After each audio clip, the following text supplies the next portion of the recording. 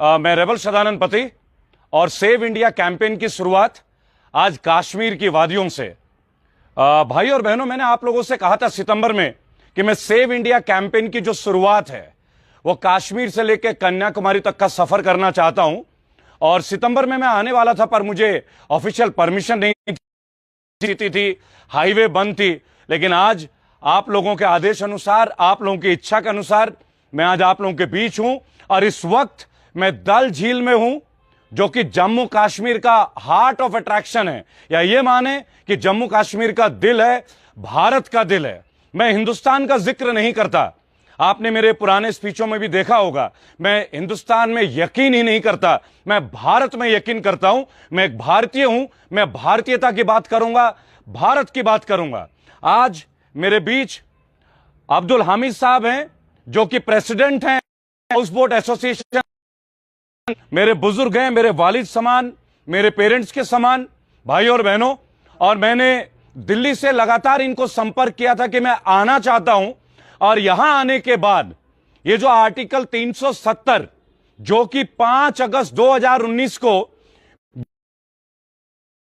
हटाया, और उन्होंने बोला कि जम्मू कश्मीर जो है, जम्मू कश्मीर भारत का एक अभिन्न हिस्सा, ये मैं भी मानता हूं, करोड़ों लोग मानते हैं, यहां के लोग भी मानते हैं। लेकिन इसमें एक बात का खंडन है, और खंडन ये है कि ये कहा गया था कि आर्टिकल 370 अगर हटा दिया जाए तो जम्मू कश्मीर जो है वो तरक्की के लाइन में आ जाएगा, भारत के उस तरक्की के लेन में जहां भारत बहुत तरक्की कर। कौन सी तरक्की है वो मैं आज तक ढूंढ नहीं पाया भाई और बहनों, क्योंकि जीडीपी -23.9% है, नौकरियां जा रही है, कोरोना काल में है। लेकिन चलिए, कोरोना तो 25 मार्च से थी।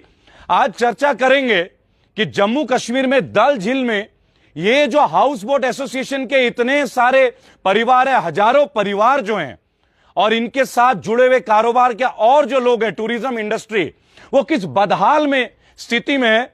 जब 5 अगस्त 2019 को गवर्नमेंट ऑफ इंडिया ने एक स्टेप लिया कि हम आर्टिकल 370 हटाने जा रहे हैं, हमेशा की तरह बीजेपी गवर्नमेंट की वही जिद कि कोई भी काम कर लें, लेकिन उस काम के बारे में कभी कोई रिसर्च नहीं करनी। मैंने पहले भी बोला है, इस गवर्नेंस में ना तो कोई मिशन है ना विजन है। जब आप किसी काम को करने जाते हो तो उसके परिणाम के, उसके समाधान के बारे में भी हमें सोचना चाहिए।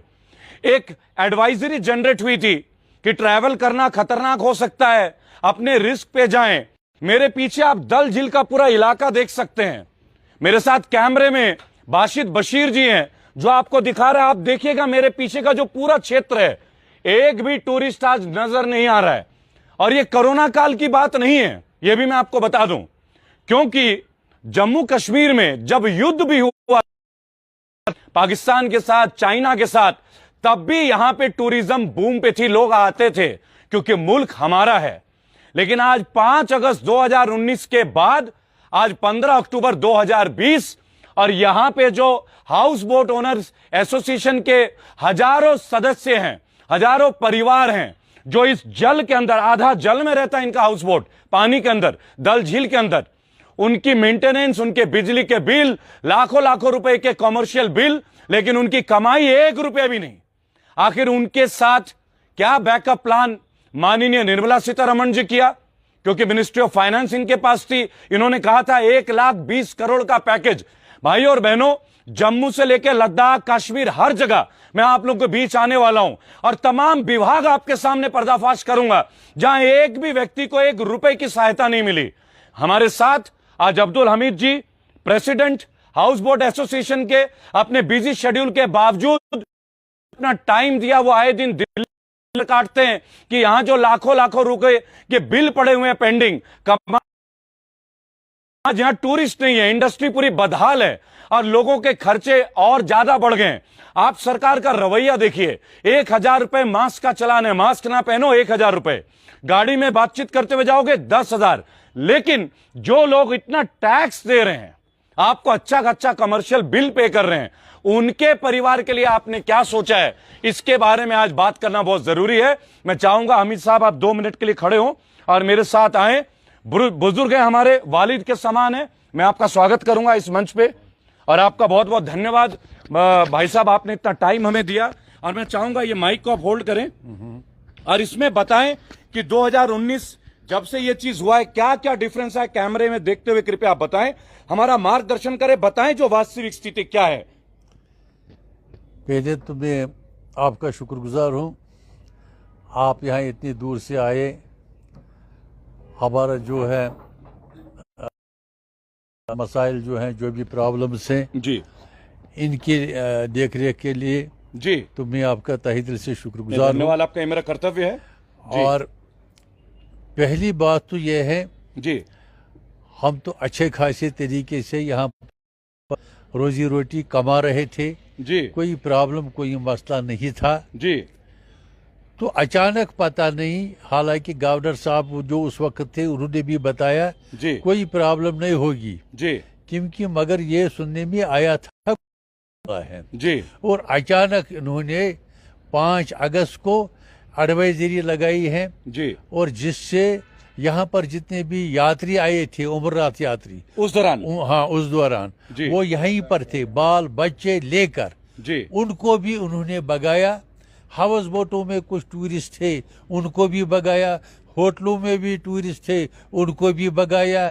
यहाँ इतनी हालात खराब कर दी जैसे कि आइटम बम या कोई बड़ा युद्ध होने वाला है। माय गॉडनेस, हालांकि मैं आपको बताना चाहता हूँ आपकी इस चैनल की माध्यम से जी कि यहाँ पर जब इंडो पाक वार भी होता था, जी। इंडो चाइना वार भी होता था,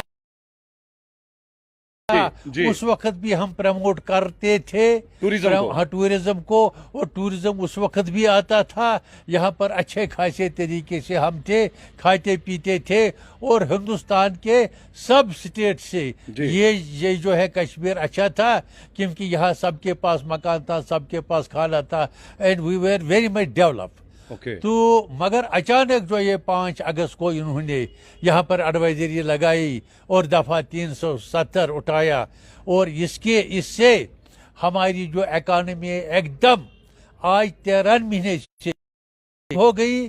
और यही नहीं कि हमारी हाउस बोटों की बल्कि इस स्टेट की इकॉनमी खत्म हो गई। अमित साहब